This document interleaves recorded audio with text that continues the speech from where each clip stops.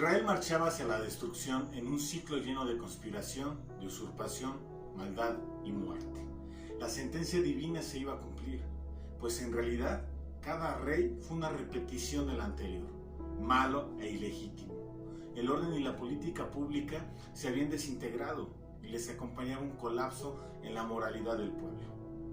Debido a que cada rey adoraba en las capillas de Betel y Dan, donde se encontraban los becerros de oro para la adoración, cometía el mismo pecado que Jeroboam I y hacía que la destrucción de Israel fuera inevitable. Por su apostasía y por su desobediencia, Israel iba a una velocidad acelerada hacia su destino ineludible de destrucción y exilio.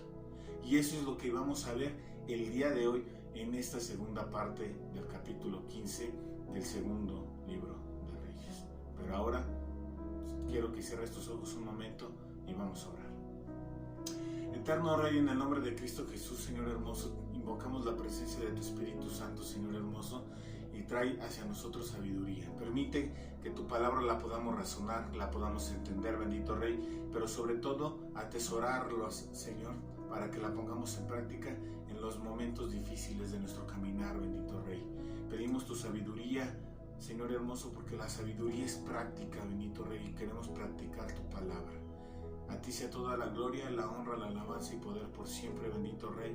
Amén. Vamos a leer los versos del 17 en adelante, que nos dice: en el año 39 de Azarías, rey de Judá, reinó Manahem, hijo de Gadi, sobre Israel 10 años en Samaria. E hizo lo malo ante los ojos de Jehová en todo su tiempo. No se apartó de los pecados de Jeroboam, hijo de Nabat, el que hizo pecar a Israel. Y vino Pul, rey de Asiria, a atacar la tierra, y Manahem dio a Pul 1000 talentos de plata para que le ayudara a confirmarse en el reino. E impuso Manahem este dinero sobre Israel, sobre todos los poderosos y opulentos, de cada uno 50 ciclos de plata, para dar al rey de Asiria, y el rey de Asiria se volvió y no se detuvo allí en el país. Los demás hechos de Manahem y todo lo que hizo, ¿no está escrito en el libro de las crónicas de los reyes de Israel? Y durmió Manahem con sus padres y reinó en su lugar Pecaía, su hijo. Durante la década de su reinado, Manahem seguía las malas prácticas religiosas de los reyes anteriores de Israel. De hecho, era un tiempo de mucho pecado. Posiblemente una de las razones por la que este hombre logró sobrevivir en el trono durante tanto tiempo fue el uso de medios brutales y duros. Otra razón fue que logró consolidar su poder con el apoyo de Asiria. Su principal reto internacional fue Pul, el rey de Asiria, la superpotencia de este tiempo. Y uno podría decir, ¿por qué tantas veces se está mencionando aquí a este Jeroboam, hijo de Nabat? ¿Por qué se le debe de echar la culpa al padre por lo que está haciendo o realizando su hijo? ¿No? Y esto nos lleva a pensar como muchas veces, ¿sí?, lo que nosotros hacemos como padre puede influenciar mucho al hijo. Tal vez hubo un tiempo donde este Nabat podría haber limitado al niño, ¿sí?, en su crecimiento, o su guianza no iba encaminada a lo que era la verdadera adoración a Dios, o tal vez su ejemplo como padre fue mortal en su efecto. Y estas son las cosas que uno tiene que ver. Y ahora la pregunta que nosotros podríamos realizarnos a nuestra vida sería: ¿cómo es que me estoy calificando como padre o como madre? ¿Cómo te calificarías? ¿Estás haciendo las cosas de una manera buena y estás influenciando e impactando la vida de tus hijos, de tus nietos? ¿Cómo eres esa influencia en su vida? ¿Hacia dónde se está encaminando? Otra pregunta sería saber si estamos pendientes al desarrollo y al crecimiento de cada uno de ellos. ¿Estás tú mirando que esté creciendo de una manera buena? No tan solo físicamente, sino en todas y cada una de sus áreas: la física, la emocional y la espiritual. Porque esto es algo muy importante que nosotros como padres debemos realizar. Y esto es algo que nos tiene que quedar sumamente claro. Tenemos, ¿sí?, que estar al pendiente al crecimiento y al desarrollo de cada uno de nuestros hijos. Ese es nuestro deber como padre. Y la siguiente pregunta es, ¿cómo es el ejemplo que le estoy dando? ¿Soy un gran ejemplo a seguir? Y aquí haciendo énfasis en el gran, porque no basta con hacer las cosas bien, sino hacerlas muy bien, ¿sí? Tienes que recordar que todo esto es en favor a tus hijos, a tus nietos, a los tuyos. Y el amor se demuestra con hechos. Ellos están mirando, están observando, y ellos van a poder realizar las cosas según lo que ellos aprendieron, según lo que ellos vieron. No hay de otra, porque esto es lo que sucede día a día. Cómo te comportas, cómo es tu manera de hablar, cómo es tu manera de expresarte. Muchas veces los adultos se quejan de que los niños dicen groserías, pero ¿acaso hablas con groserías? Ese es el ejemplo que estamos dando a los hijos. Unos ven con la cerveza en la mano, o con el trago, ¿no? O fumando. ¿Estamos siendo un buen ejemplo para ellos? ¿Estamos cortando con estas malas tomas de decisiones? Primero para nuestra salud física, pero después cuando ellos estén grandes, se encuentren en la adolescencia, ellos puedan hacerlo a un lado. ¿Por qué? Porque no es algo que vean y que puedan estar diciendo, sí, no hay bronca, esto es algo normal, esto se debe de hacer, si mi papá lo hace está bien, porque realmente eso pasa. Si tú como padre lo realizas, creen que está bien. Tenemos que ser un ejemplo a seguir. Ahora nosotros tenemos muchas áreas de oportunidad. Tenemos que reforzar aquellos puntos que encontramos bajos en rendimiento y hacer que estos se vuelvan fuertes. Ahora bien, hay muchas cosas que tal vez podamos nosotros realizar, ¿no? Como el decir, bueno, no he estado atento en la vida académica de mi hijo, voy a checar, ¿no? Que él pueda aprender y tenga estas habilidades que le requieren en la escuela, ¿no? Muchas veces dejamos todo como en manos de la mamá, ¿no? Y el papá no se inmiscuye, pero luego llega el caso en que incluso la mamá se lo deja todo al maestro, ¿sí? Y ni papá ni mamá se encargan de las cosas académicas de su hijo, dicen al maestro que se encargue. Y muchas veces pasa esto con la vida espiritual. Los papás hacen nulo caso entre semana a que el hijo tenga esa comunión con Dios y todo lo dejan para el domingo, ¿sí? Allá las maestras de la escuela dominical que les enseñen, que se encarguen de educarlo, que se encarguen de inculcarles el temor de Dios. ¿Y sabes qué? Las maestras lo van a hacer porque aman mucho a tus hijos, pero también tú debes de esforzarte en que tu hijo tenga una comunión estrecha con Dios, porque eso lo va a ver de ti. Y esas son las áreas de oportunidad que tú tienes, el que te puedas sentar a la mesa y antes de comer te puedan dar gracias por los alimentos, que cuando se están acostando y los vas a arropar y los vas a tapar y todo el rollo, ¿sí? Que también ellos puedan estar orando. Si tú lo empiezas a hacer desde pequeños, esto va a ser una muy buena costumbre que les vas a inculcar a ellos y ellos van a poder tener una mejor relación con Dios. Hay muchos aspectos en los que podemos nosotros tener estas áreas de oportunidad, aprovechémoslas.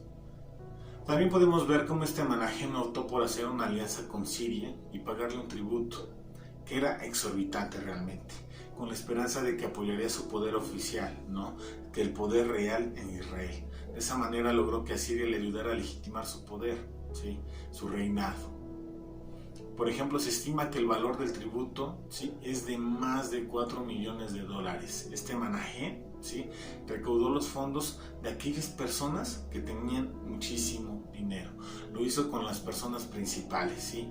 Esto fue exigiéndoles un impuesto, ¿sí? Que era duro, ¿sí? Sobre unos 50,000 ricos en Israel, ¿sí? Eso solucionó lo que era la amenaza de la conquista, pues el ejército de la superpotencia volvió a su país.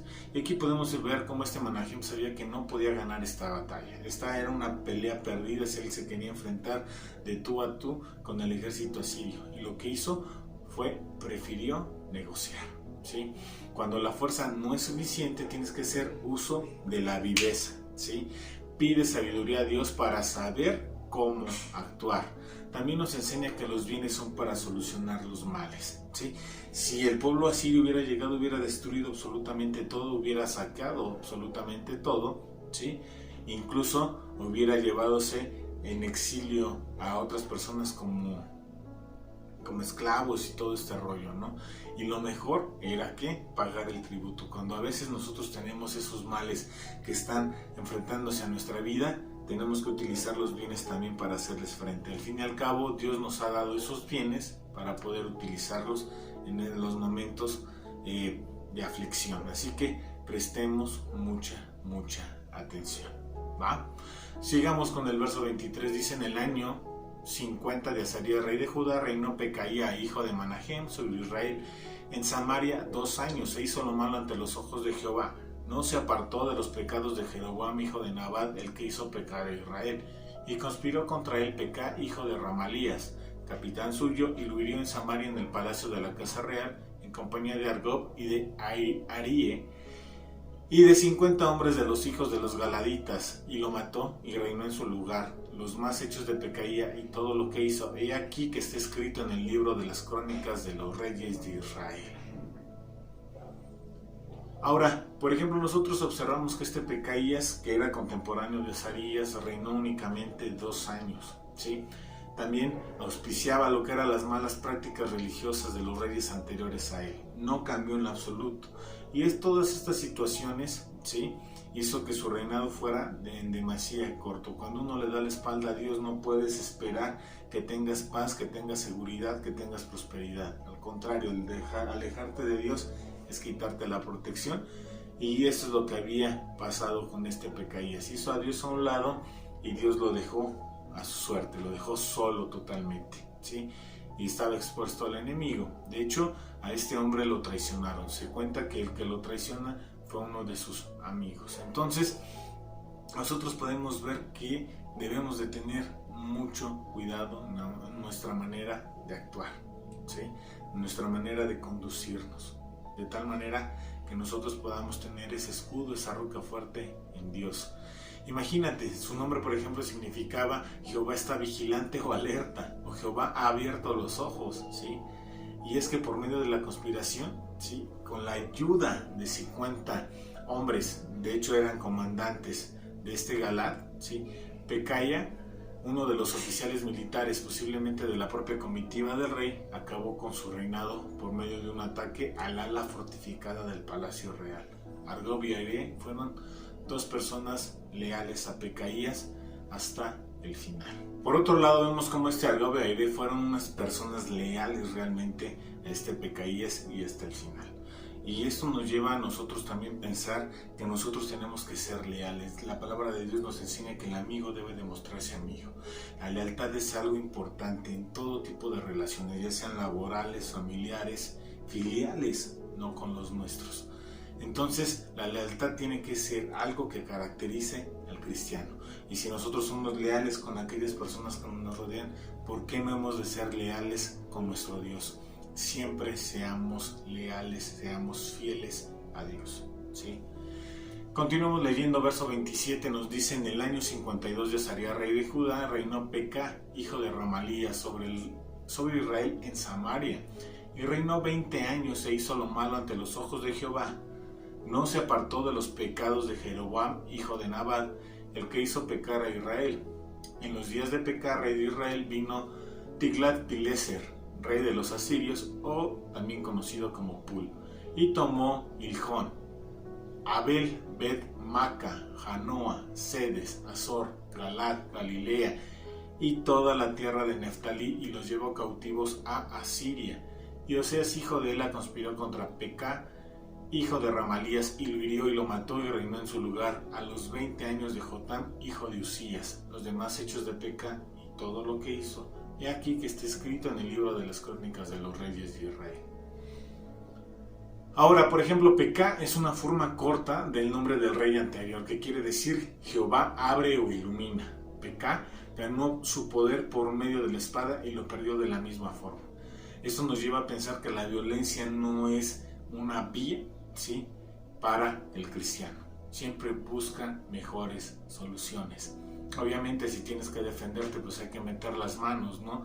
Pero nunca tiene que ser tu propósito o querer llegar a intimidar o a molestar o a agandallar a alguien, ¿sí? Siempre tienes que buscar la defensa, más no la violencia, ¿va? Durante los 20 años del reinado de Pekah, este observaba las prácticas malas de los reyes anteriores de Israel. La causa inmediata de su ruina fue la invasión de Pul, en una segunda incursión, en una segunda conquista de parte de la superpotencia al territorio de Israel. Esta vez conquistó varias ciudades en ambas riberas del río Jordán y llevó a sus habitantes cautivos a Siria. La población llevada al exilio eran los primeros exiliados de la tierra de Israel. Esta fue la manera de reducir a un país a ser una provincia de Asiria. Ahora se encontraban bajo tributo. Y esta invasión surgió como el resultado de la alianza entre Pekah y Razim de Siria. Esto hizo que el rey de Judá, Estacas, pidiera ayuda del asirio. Todos los pueblos conquistados se encontraban en Neftalí, que más tarde llamó Galilea. Pul conquistó también a toda Galaad, que probablemente fue el centro del poder de Pekah. Estas conquistas redujeron el territorio de Israel a un reino pequeño de unos 48 kilómetros por 64 kilómetros del área montañosa de Efraín y Samaria. Hicieron todo esto posible el control de Asiria de la ruta comercial del norte hacia Damasco. A la vez aisló a Pekah de Siria y a Galaad del resto del país. Debido a una revolución por Oseas, hijo de Ela y el último rey de Israel, murió Pekah, y su atacante, uno del partido pro-asirio, reinó en su lugar. Así se pospuso el final de Israel por una década. Cuando Pul atacó a Israel, a lo que era la región de Galilea y también a la región de Transjordania, fueron saqueados y parte de la población fue deportada. Varias ciudades como Megiddo y Hazor fueron totalmente destruidas. El territorio fue dividido en 3 provincias, en lo que era Galaad, Megiddo y Dor. Ahora, nosotros nos damos cuenta que en los tiempos de Pekah fue asesinado por Oseas de Ben-Elá, y las consecuencias de la idolatría las vemos latentes en este momento. Podemos ver cómo estos hombres fueron exiliados, ¿sí? Fueron desarraigados. Es como si a una planta la sacaras de raíz, ¿sí? De este lugar, de esta tierra, y las pusieras en otro lugar donde no pertenecen. En una ocasión mi hijo me preguntó: oye papá, ¿por qué hay palmeras en Puebla? Sí, las palmeras se mueren por el clima que tienen, y realmente su lógica es muy buena, porque es real. Las palmeras no pueden crecer en Puebla, ¿sí? Crecen de muy mala forma y el tiempo de vida es súper corto en comparación de una zona tropical. Pero esto es lo que estaba pasando con Israel. Fueron arrancados y fueron puestos en otro lugar, ¿sí? Y no pueden crecer, no pueden habitar como se debe. Y esto del exilio es algo que es tremendo, porque duró muchísimo tiempo. Y vamos a ver cómo esto llega a acontecer, qué es lo que pasa, y vamos a nosotros a aprender cómo es que también se da el exilio y cómo es la vida durante este tiempo. También se nos dice que perdió ¿qué? Territorio, de un territorio que había sido ampliado de una manera vasta, ¿sí? Ahora se encontraban en unos kilómetros ya bastante cortos, ¿no? 48 por 64 kilómetros. Y ahora vemos que es totalmente reducido y que les quedaban lo que eran las montañas, ¿no? Lugares donde realmente no se puede uno poner muy bien, ¿no? Uno necesita tener planicie siempre, ¿no? A estar en estas cumbres. Y fueron ellos pues movidos, ¿no? Fueron totalmente saqueados.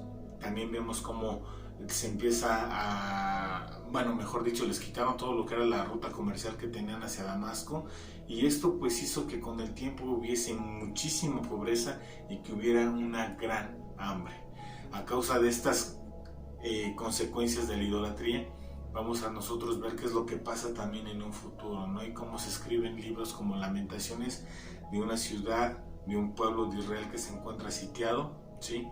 Y que realmente no puede hacer nada por conseguir alimento, y cómo se da una hambruna que llevó incluso al canibalismo a lo que es al pueblo de Israel. Era tanta el hambre, tanta la pobreza y tanta la escasez que llegó a vivir a causa de la idolatría. Por lo tanto, no te aconsejo la idolatría por ningún motivo. Si hay algo que realmente ofende a Dios es la idolatría. Esto debes de tenerlo totalmente claro. ¿sí?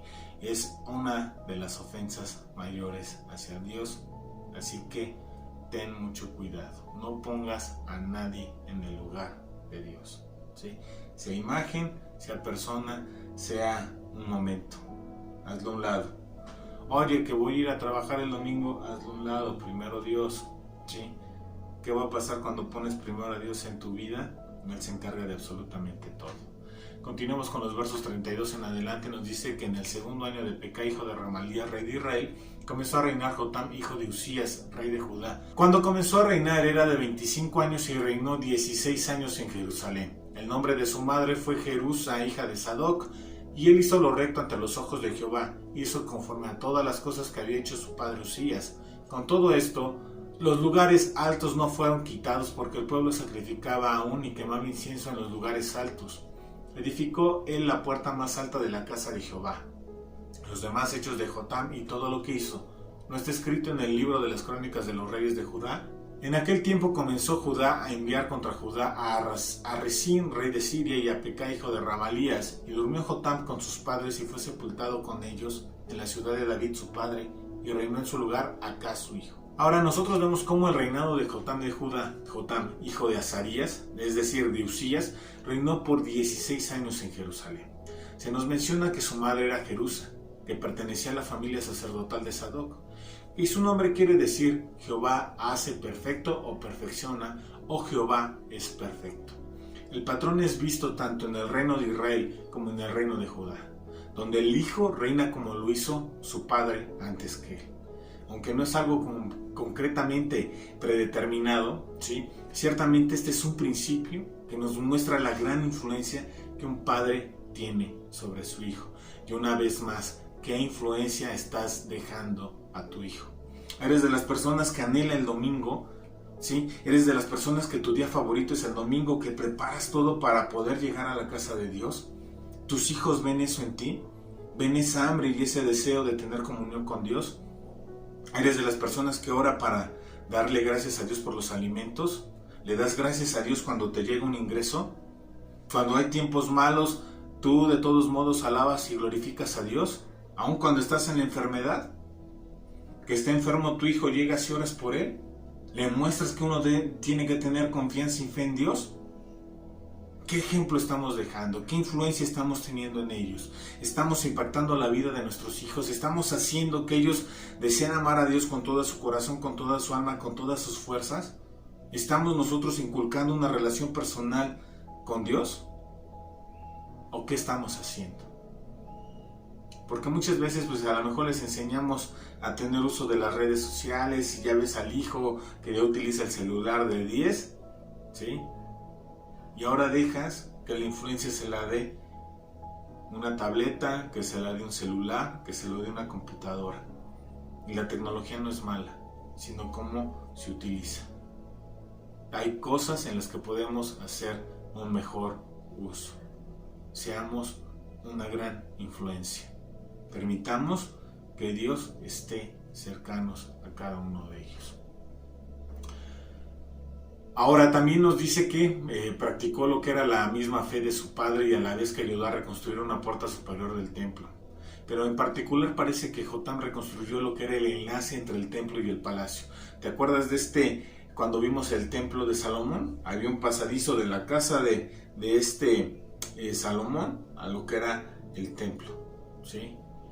Y este era el acceso, el enlace que había reconstruido Jotam. Él deseaba un libre acceso entre su propia casa y la casa del Señor. Él fortalecería el enlace entre las dos casas, manteniendo su línea de comunicación abierta con la fuente, ¿sí?, de sus provisiones, de su fuerza y de su sabiduría. Este es uno de los secretos de su prosperidad y poder. Así que si quieres prosperar, ten una comunión estrecha con Dios. Ten un enlace directo, ¿sí?, que nada te interrumpa, que nada te limite. Incluso debes de provocar tú el estar cercano a Dios, hacer que este enlace se fortalezca. Así como lo hizo este enlace físico, nosotros tenemos ese enlace espiritual por medio de Cristo Jesús, a través del Espíritu Santo, ¿sí? Ahora tenemos una comunicación directa con nuestro Dios. Seamos sabios y pongamos en práctica todo esto que ganó Cristo en la cruz, que esta es una de las bendiciones que tiene todo cristiano. Y si te quieres enterar de más bendiciones del cristiano, el día de mañana hay un estudio muy bueno de las bendiciones del cristiano, 8:30 todos los jueves. Así que ponte atento. También podemos ver cómo su padre Azarías malinterpretó el enlace entre la casa real y la casa de Dios, demandando autoridad sacerdotal. Muchos reyes antes de él no quisieron ninguna conexión entre la casa real y la casa de Dios. Jotam entendió que él era un rey y no un sacerdote. Sin embargo, sí podemos ver que este enlace abierto era bueno entre el palacio y el templo.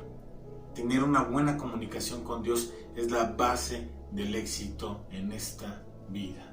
Así que tengamos una buena comunión con Dios, siempre. Aún con todo esto, ¿sí?, siguió permitiendo que el pueblo ofreciera sacrificios y quemara incienso en santuarios paganos. Y es que muchas veces nosotros queremos amar a Dios como nosotros queremos, como se nos da la gana, como se nos ocurre o como entendemos, en lugar de amar a Dios como Él quiere. Así que nosotros debemos de poner, sí, todo nuestro corazón, toda nuestra alma, todo nuestro ser a realizar, amar a Dios como Él pide ser amado. Así que, hermano, pongamos mucha atención en todo esto. Y te recuerdo, hermano, que el día viernes a las 8:30 de la noche, ¿sí?, tenemos un estudio que se llama El Desafío del Amor. Si quieres tener un matrimonio sólido, velo. ¿Sí? Si quieres recuperar ese amor con tu cónyuge, velo. Si quieres avivar todavía el amor, velo. Es muy bueno y te va a hacer de mucho bien. También el sábado a mediodía tenemos lo que es Familia Kids, tenemos lo que es alabanza, tenemos enseñanza para los más pequeños. Así que prestemos atención. Por la noche, a las 8:30 de la noche del día sábado, tenemos lo que son las cualidades de cristiano, donde aprendemos a ser cristianos. Está muy bueno también este estudio, no te lo pierdas por nada. Y el domingo a las 11 de la mañana estamos iniciando actividades en casa. Reúnete, va a ser de mucho bien para ti. Oremos. Eterno Dios, en el nombre de Cristo Jesús, te alabamos y te bendecimos y te damos gracias por este tiempo, Señor. Te pedimos que tu palabra quede guardada en nuestro corazón, Señor hermoso, pero que sea puesta en práctica. Permite, Señor hermoso, que hagamos estos cambios y podamos ser unos padres que influencien de una buena manera a sus hijos. Permite que seamos un gran ejemplo para cada uno de ellos. En Cristo Jesús te pedimos todo esto. Amén. Recuerda, el día viernes es el día del niño. Tómate un tiempo para estar con tus hijos, disfrútalos. Permite que el amor lo puedas manifestar con abrazos, con besos, con juegos, con un tiempo especial que puedas estar con ellos. ¿Sí? Ámalos. Demuéstralo con hechos. Que Dios te bendiga, hermano.